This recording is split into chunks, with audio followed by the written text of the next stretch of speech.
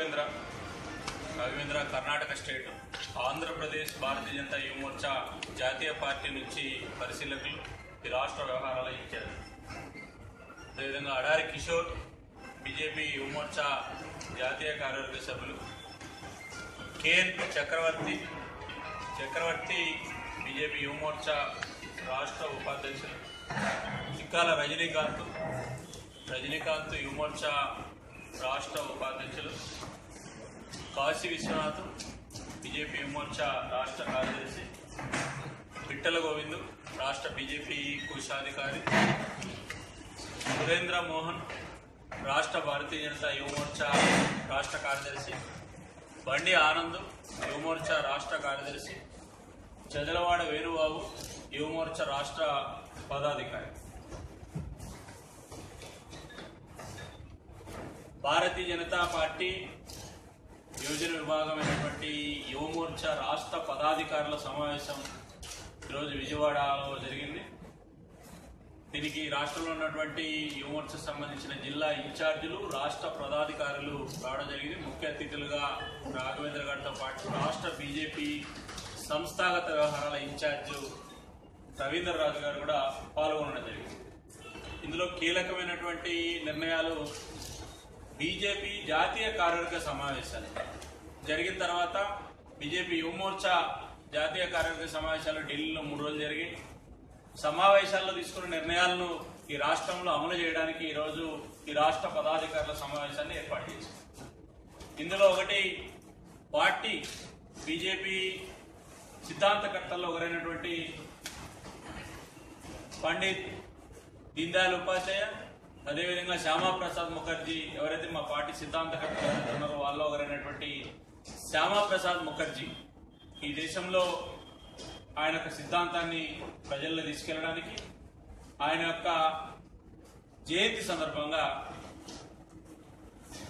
July 6వ తేదీ, అదేవిధంగా ఆయన ఈ దేశం కోసం మరణించినటువంటి ఏదైతే వర్ధంతి సందర్భంగా అనేక రకాలైన కార్యక్రమాలు యువ మోర్చా రూపకల్పన చేసింది. ఇందులో ఒకటి, పెద్ద ఎత్తున ఈ రాష్ట్రంలో క్రీడా పోటీలు నిర్వహించాలని చెప్పి, అదేవిధంగా రక్తదాన శిబిరాలను నిర్వహించాలని చెప్పి, అదేవిధంగా ఈ రాష్ట్రంలో అనేక కేంద్ర ప్రభుత్వ సంక్షేమ పథకాలను క్షేత్రస్థాయిలో అమలు చేయడానికి ప్రతి పోలింగ్ బూత్లో కూడా 10 మంది యువకులతోటి ఒక బృందాన్ని ఏర్పాటు చేసి సంక్షేమ పథకాలను కిందికి తీసుకెళ్లాలని చెప్పి నిర్ణయించడం జరిగింది. వాటితో పాటు జూన్ మొదటి వారంలో బీజేపీ యువ మోర్చా జాతీయ అధ్యక్షురాలు పూనం మహాజన్ గారు ఆంధ్రప్రదేశ్లో పర్యటించబోతున్నారు. విజయవాడలో బీజేపీ యువ మోర్చా రాష్ట్ర కార్యవర్గ సమావేశాలను నిర్వహించాలని చెప్పి నిర్ణయించడం జరిగింది. అంతేకాకుండా ఈరోజు ఈ రాష్ట్రంలో నిరుద్యోగ యువత ఎదుర్కొంటున్నటువంటి అనేక సమస్యల మీద చర్చించడం జరిగింది. ప్రధానంగా ఈరోజు ఈ రాష్ట్రంలో ఈ మధ్య రాష్ట్ర కేబినెట్ నిరుద్యోగ యువతకు నిరుద్యోగ భృతి ఇస్తామని చెప్పి ప్రకటించడం జరిగింది. అయితే ఈ రాష్ట్రంలో నిరుద్యోగ భృతి ఇస్తామని చెప్పి 3 సంవత్సరాలు అవుతున్న సందర్భంగా ఈ రాష్ట్ర ప్రభుత్వాన్ని భారతీయ జనతా యువ మోర్చాగా ఆంధ్రప్రదేశ్లో రాష్ట్రంలో ఉన్నటువంటి నిరుద్యోగ యువకుల తరపున ప్రభుత్వాన్ని మళ్ళా ఒకసారి మేము గుర్తు చేస్తున్నాం. వెంటనే ఈ యొక్క నిరుద్యోగ భృతి రాష్ట్ర ప్రభుత్వం ఏదైతే నిర్ణయం తీసుకుందో 3 సంవత్సరాలు అయిపోయింది కాబట్టి త్వరగతిన యుద్ధ ప్రాతిపదికన ఈ యొక్క నిరుద్యోగ వృద్ధిని రాష్ట్ర ప్రభుత్వం ఈ రాష్ట్రంలో ఉన్న నిరుద్యోగులను ఎక్కువ స్థాయిలో గుర్తించి ఇవ్వాలనేటువంటిది గుర్తు చేస్తున్నాం. ఈ నిరుద్యోగ వృద్ధి తాత్కాలికమైనటువంటి ప్రయోజనమే కాబట్టి దీర్ఘకాలికంగా కూడా ఖాళీగా ఉన్నటువంటి బ్యాక్లాగ్ పోస్టులు కానీ, ఈ రాష్ట్రంలో ఖాళీగా ఉన్నటువంటి యూనివర్సిటీల్లో ఖాళీ ఉద్యోగాల భర్తీ కానీ, లేదా ఈ రాష్ట్రంలో అనేక ప్రభుత్వ కార్యాలయాల్లో ఖాళీగా ఉన్నటువంటి ఉద్యోగాలను కూడా భర్తీ చేయాలని చెప్పి కూడా ఈ రాష్ట్ర ప్రభుత్వానికి సూచిస్తూ ఈ రాష్ట్రంలో నిరుద్యోగ యువకుల యొక్క ఉద్యోగ వయో పరిమితి గతంలో తీసుకొచ్చినటువంటి జీవోకు అనుగుణంగా 45 సంవత్సరాలను పొడిగించే విధంగా ఈ యొక్క జీవోను మరో 2 సంవత్సరాలు ఇవ్వాలని, ఈ యొక్క ఉద్యోగాల ప్రకటనను యుద్ధ ప్రాతిపదికన రాష్ట్ర ప్రభుత్వం ప్రకటించాలని, త్వరలో ముఖ్యమంత్రిని కలిసి భారతీయ జనతా యువమోర్చగా రాష్ట్ర ప్రభుత్వం దృష్టికి ఈ నిరుద్యోగ సమస్యలను తీసుకెళ్లాలని చెప్పి కూడా నిర్ణయించడం జరిగింది. ప్రభుత్వం దీని మీద స్పందించాలని చెప్పి కూడా ఈ సందర్భంగా గుర్తు చేస్తుంది. అంతేకాకుండా ఈ రాష్ట్రంలో అనేక వేల మంది ప్రభుత్వం ఆధ్వర్యంలో నడుస్తున్నటువంటి యొక్క హోంశాఖ ఆధ్వర్యంలో హోంగార్డులు ఉద్యోగం చేస్తున్నారు.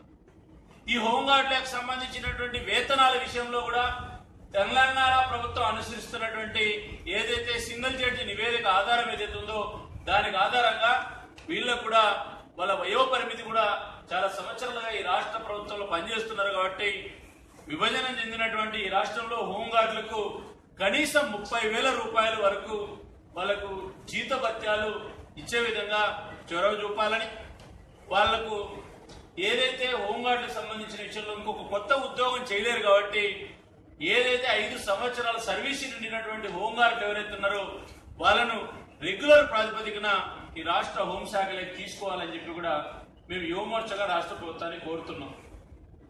అంతేకాకుండా ఈ రాష్ట్రంలో కూడా విభజన చెందిన తర్వాత ఏదైతే వయో పరిమితి రిటైర్మెంట్ యొక్క కాలాన్ని 58 సంవత్సరాల నుంచి 60 సంవత్సరాలు పెంచిన కాలంగా అనేక మంది ఉద్యోగులు వాలంటరీగా రిటైర్మెంట్ అయ్యేదానికి సిద్ధంగా ఉన్నారు. రాష్ట్ర ప్రభుత్వాన్ని మేము కోరేది ఏంటంటే ఉద్యోగులు ఖాళీ అయితే తప్ప కొత్త ఉద్యోగాలు ఇవ్వలేరు. కాబట్టి ఎవరైతే ఉద్యోగులు వాలంటరీగా వెళ్ళిపోవాలనుకుంటున్నారో 58 సంవత్సరాలు సర్వీస్ చేసి వాళ్ళను ప్రోత్సహించే విధంగా ఈ యొక్క ఏదైతే రిటైర్మెంట్ వాలంటరీ రిటైర్మెంట్ ఏదైతే ఉందో దాన్ని ప్రోత్సహించి రాష్ట్రంలో ఉన్న నిరుద్యోగులకు ఉద్యోగ అవకాశాలు కల్పించాలని చెప్పి కూడా మేము ప్రభుత్వాన్ని గుర్తు చేస్తున్నాం. అంతేకాకుండా ఈ రాష్ట్రంలో ఎడ్యుకేషన్ మాఫియా, విద్యా మాఫియా మళ్ళా ప్రారంభమైంది. ఈ రాష్ట్రంలో అనేక విద్యా సంస్థల్లో ఎల్కేజీ నుంచి డిగ్రీ వరకు అనేక ప్రైవేటు విద్యా సంస్థల్లో వాళ్ళు ఆడిందే ఆట పాడిందే పాట అయిపోయింది. ఈరోజు కనీసం ప్రభుత్వము నిర్ణయించినటువంటి ఫీజుల నియంత్రణ ఏదైతే ఉందో దాన్ని ఉమ్మడి రాష్ట్రంలో ఒక చట్టం చేస్తే ఈరోజు కనీసం ఈ యొక్క కాలేజీ యాజమాన్యాలు కానీ పాఠశాల యాజమాన్యాలు కానీ ఒలింపియాడ్ పేరు మీద కొత్త కొత్త తప్పుడు ప్రకటనలతోటి ఈరోజు హాలిడేస్ లో కూడా మళ్ళా ఇంకా హాలిడేస్ కూడా నిర్ణయం కాకనే మళ్ళా స్కూల్ నడిపేటువంటి పరిస్థితి ఉంది. ఒక టాస్క్ ఫోర్స్ ని వేసి ఏవైతే అక్రమంగా ఈ రాష్ట్రంలో మళ్ళా సమ్మర్ లో విద్యార్థుల యొక్క సృజనాత్మకతను కూడా ఆలోచించుకోకుండా మళ్ళా స్కూల్ నడిపేటువంటి పరిస్థితి ఏదైతుందో వీళ్ళందరి మీద కూడా చర్యలు చేపట్టి క్రిమినల్ చర్యలు చేపట్టాలని చెప్పి యువమోర్చగా మేము ప్రభుత్వానికి గుర్తు చేస్తున్నాం. రెండోది, ఈ విద్యాశాఖకు సంబంధించినటువంటి విద్యాశాఖ అధికారులు ఈరోజు పెద్ద ఎత్తున అవినీతి పాల్పడుతున్నారు. వాళ్ళ అవినీతి కారణంగా వాళ్ళ కళ్ళ ముందర అనేక నగరాల్లో పట్టణాల్లో ఈరోజు విజయవాడ లాంటి ఎడ్యుకేషన్ మాఫియా, వీళ్ళని ఎడ్యుకేషన్ మాఫియా అనొచ్చు. వీళ్ళను ఎడ్యుకేషన్ మాఫియా విజయవాడ చుట్టూ వేల మంది విద్యార్థులను అపార్ట్మెంట్లో పెట్టి కుక్కి కనీసం వాళ్ళ క్రీడా సదుపాయాలు కల్పించకుండా లక్షల రూపాయలు ఈరోజు వాళ్ళు వసూలు చేస్తుంటే వాళ్లకు ప్రభుత్వాన్ని మేము కోరుతున్నాం, తక్షణం ఈ యొక్క ఎడ్యుకేషన్ మాఫియా మీద ఉక్కుపాదంతో అణిచివేయాలి. ప్రభుత్వ పాఠశాలల్లో ప్రమాణాలు పెంచాలి. ఈరోజు ప్రభుత్వ పాఠశాలలో ఇంగ్లీష్ మాధ్యమాన్ని తీసుకొస్తున్నారు, సంతోషించాల్సిన విషయమే. అయితే ఇంగ్లీష్ మాధ్యమం తీసుకొచ్చినంత మాత్రాన ప్రభుత్వ పాఠశాలలో ఉపాధ్యాయులు ఎవరైతే ఉన్నారో వాళ్ళ పిల్లల్ని ఎందుకు ప్రైవేట్ పాఠశాలకు పంపుతున్నారో ప్రభుత్వం పరిశీలించాల్సిన అవసరం. ప్రభుత్వ ఉద్యోగులు వాళ్ళ పిల్లలను ప్రభుత్వ పాఠశాలలో పంపుకోకుండా పేదల పిల్లలను మాత్రం ప్రభుత్వ పాఠశాలకు మనం పంపమంటే ఇది భావ్యం కాదని చెప్పి యువమోర్చగా మేము గుర్తు చేస్తున్నాం. ఎవరైతే ఈ రాష్ట్రంలో ప్రభుత్వ పాఠశాలలో పనిచేసే ఉపాధ్యాయులు ఎవరుతున్నారో వాళ్ళ పిల్లలు వాళ్ళ పాఠశాలలోనే పెట్టండి, వాళ్ళ పాఠశాలలోనే చదువు చెప్పాలి. ఎందుకంటే హెచ్ఆర్ఏ తీసుకుంటున్నారు కదా రాష్ట్ర ప్రభుత్వం. ప్రభుత్వ ఉపాధ్యాయుడు పనిచేసిన వ్యక్తికి హౌస్ రెంట్ అలవెంట్ ఇస్తున్నాం, వాళ్ళకి డిఏ అలవెన్స్లు ఇస్తున్నాం. ఇవన్నీ తీసుకుంటున్న ఉద్దేశం ఏంది? మా పిల్లలు మేము ఎక్కడ చదువు చెప్తామో అక్కడ ఉండి వాళ్ళకి మేము చదువు చెప్తున్నాం అనేది దాని అర్థం కదా. కాబట్టి దీని మీద కూడా రాష్ట్ర ప్రభుత్వం ఒక విధానపరమైన నిర్ణయం తీసుకోవాల్సినటువంటి అవసరం. రెండోది, ఉత్తరప్రదేశ్ లో మాదిరి ఆంధ్రప్రదేశ్ ప్రభుత్వం కూడా ఏవైతే జాతీయ నేతలకు సంబంధించినటువంటి వర్ధంతులు జయంతులు ఏవైతున్నాయో దాని సెలవు దినగా ప్రకటించేటువంటి సాంప్రదాయం ఉంది. ఉత్తరప్రదేశ్ ప్రభుత్వం ఒక సంచలన నిర్ణయం తీసుకుంది యోగి ఆదిత్యనాథ్ గారు.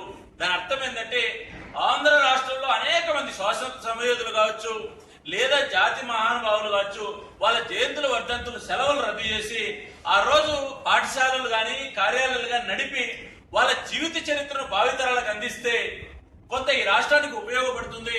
దీన్ని సానుకూలంగా రాష్ట్ర ప్రభుత్వం ఆలోచించమని చెప్పి నేను గుర్తు చేస్తున్నాను. కాబట్టి అదేవిధంగా భారతీయ జనతా యువ మోర్చాగా 3 సంవత్సరాల నరేంద్ర మోడీ నీతివంతమైన పాలనను ఈ రాష్ట్రంలో చిన్న చిన్న సభల ద్వారా గ్రామ స్థాయి వరకు కూడా కేంద్ర ప్రభుత్వ పథకాలు అర్హులైనటువంటి నిరుపేదలకు అందే విధంగా ఒక ప్రచార కార్యక్రమాన్ని కూడా యువమోర్చా చేపట్టబోతుంది. రేపు మరునాడు 29, 30 విశాఖపట్నం జరిగేటువంటి బీజేపీ రాష్ట్ర కార్యవర్గ సమావేశాల్లో దీనికి సంబంధించినటువంటి బీజేపీ రాష్ట్ర పార్టీ కూడా దీని మీద ఒక నిర్ణయాన్ని తీసుకోవడం జరుగుతుంది. చివరిగా ఈరోజు ఏదైతే ఆంధ్ర రాష్ట్రంలో బాహుబలి అనేటువంటి ఒక సినిమాకు సంబంధించినటువంటి సినిమా అడ్డగోలుగా నిరుద్యోగ యువతను లేదా సినిమా ప్రేక్షకులను దోచుకునే విధంగా ఒక అడ్డగోలు లైసెన్స్ తీసుకున్న పద్ధతుల్లో సినిమా థియేటర్లు ప్రమాణాలు పాటించకుండా ఈరోజు ఆన్లైన్ లో 200 రూపాయలకు 300 రూపాయలకు 500 రూపాయలకు బెనిఫిట్ షోల పేరుతోటి వాళ్ళను జోబీలు గుల్ల చేస్తూ దోపిడీ బహిరంగంగా ఏదైతే చేస్తున్నారో దీని మీద అన్ని జిల్లాల్లో కూడా ఈ యొక్క ఆర్డీఓలు కేసులు నమోదు చేయాలని చెప్పి నేను గుర్తు చేస్తున్నా. ఇంత అడ్డగోలుగా వ్యాపారం చేస్తున్నటువంటి ఈ సినిమాకు ప్రభుత్వం ఈ మధ్య ఏదో ఎక్కువ షోలు ఆడుకునేదానికి అనుమతులు కూడా ఇవ్వడం జరిగింది.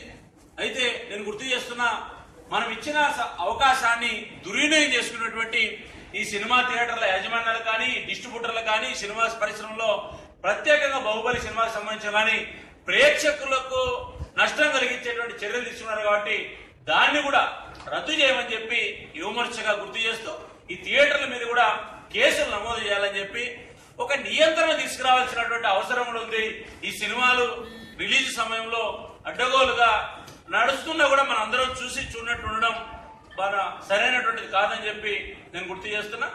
చివరిగా ఏదైతే సోషల్ మీడియా ఆధారంగా ఆంధ్రప్రదేశ్ లో ప్రధాన రాజకీయ పార్టీలు ఈరోజు దిగజారుడు పరైనటువంటి చర్యలు ఏవైతే చేస్తున్నారో దీన్ని ఆపేయమని చెప్పి నేను 2 పార్టీలకు కూడా గుర్తు చేస్తున్నా.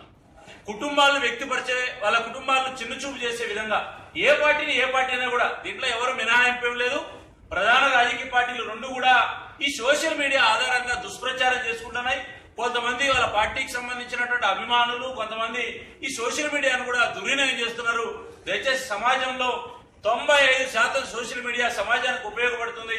అనేక మంది సోషల్ మీడియా ద్వారా ఎక్కువ సమాచారాన్ని అందిస్తున్నారు. సమాజంలో 5th ఎస్టేట్ గా ప్రజల ముందు ఉన్నటువంటి సోషల్ మీడియాను ఈరోజు మనం తక్కువ చేయాల్సిన అవసరం లేదు. కాబట్టి సోషల్ మీడియాలో మీరు ఏదైతే యుద్ధం చేస్తున్నారో దాన్ని ఆపేసి ఈరోజు ప్రామాణికం ఉంది. ప్రతిపక్ష పార్టీ అధికారంలో ఉన్న పార్టీ యొక్క వైఫల్యాలను ప్రజల్లో ఎత్తి చూపితే దాన్ని ప్రజలు గుర్తిస్తారు. ప్రతిపక్ష పార్టీల యొక్క వైఫల్యాలను తప్పు అని చెప్పి అధికారం ఉన్న మేము ప్రజాక్షేత్రంలో అభివృద్ధి చేస్తే మా వైపు ప్రజలు చూస్తారు. అయితే ఈ సోషల్ మీడియాలో దుష్ప్రచారం అనేటువంటిది కుటుంబాలను కించపరిచే విధంగా కానీ కోర్టులను ప్రభావితం చేసే విధంగా కానీ సమాజాన్ని తప్పుదో పట్టించే విధంగా కానీ లేదా ఈరోజు సమాజానికి ఉపయోగపడేటువంటి ఒక సామాజిక మాధ్యమాలను తమ వ్యక్తిగత అవసరాలకు వాడుకొని కొందరు మంది వ్యక్తులను వాళ్ళ మానసిక క్షోభ గురి చేసే విధంగా చేయడం అనేటువంటిది ఖరైనటువంటి విధానం కాదని చెప్పి నేను గుర్తు చేస్తూ దేశం మనం అంతా ముందుకు పోతున్నామని చెప్తున్నాం. దేశాన్ని ముందుకు తీసుకెళ్లాలనుకుంటున్నాం.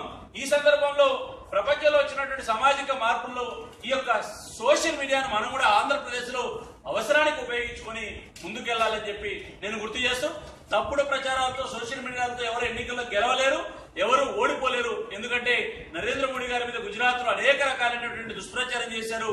యోగి ఆదిత్యనాథ్ మీద అనేకమైన దుష్ప్రచారం చేశారు. భారతీయ జనతా పార్టీ పాలిత రాష్ట్రాల మీద చేశారు. అయితే ఈ ప్రచారాలతో ప్రజలు నమ్మరనే విషయాన్ని ఏంటంటే నిన్న ఢిల్లీలో కేజ్రీవాల్ అనేటువంటి ఒక వ్యక్తి సోషల్ మీడియా ఆధారంగా అధికారంలోకి వస్తే నిన్న జరిగిన కార్పొరేషన్ ఎలక్షన్ లో ఓడిపోవడం కానీ కమ్యూనిస్టు ఉనికి కోల్పోవడం కానీ లేదా పంజాబ్ లో ఆ పార్టీకి సంబంధించినటువంటి ఆపు అధ్యక్షుడు రాజీనామా చేయడం కానీ ఈ దేశంలో అభివృద్ధి వైపు మాత్రమే ప్రజలు చూస్తారు, అబద్ధాల వైపు ప్రజలు చూడరని చెప్పి నేను గుర్తు చేస్తూ రానున్న రోజుల్లో ఆంధ్రప్రదేశ్ లో భారతదేశం అంతా కూడా మన వైపు చూసి ఈ యొక్క దుర్వినియోగం చేసుకుంటున్న సోషల్ మీడియా విషయంలో ఈ ప్రధానమైనటువంటి రాజకీయ పార్టీలు పునరాలోచించుకోమని చెప్పి భారతీయ జనతా యువమోర్చగా ఈ రెండు రాజకీయ పార్టీలను గుర్తు చేస్తుంది.